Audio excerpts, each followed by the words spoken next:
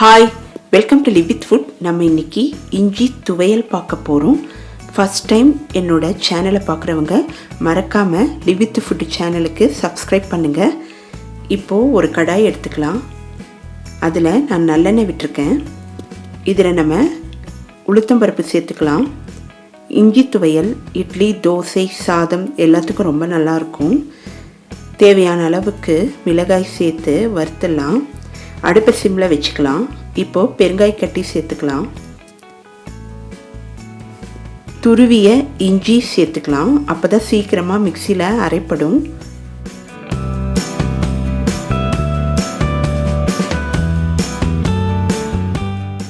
ரொம்ப ஹெல்த்தியான துவையல் இது. இதோட கருவேப்பிலை சேர்த்துக்கலாம். அந்த சூட்லேயே கருவேப்பிலை நல்லா வதங்கிடும்.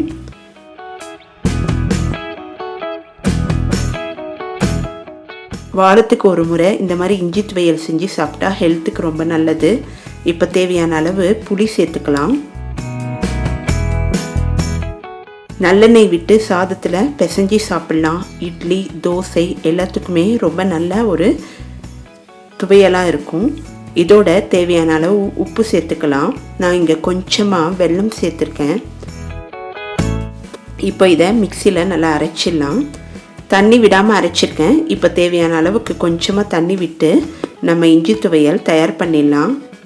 இந்த வீடியோவை லைக் பண்ணுங்கள், ஷேர் பண்ணுங்கள். மறக்காமல் Livewithfood சேனலை சப்ஸ்கிரைப் பண்ணுங்கள். நெக்ஸ்ட் வீடியோவில் மீட் பண்ணுறேன். பாய்.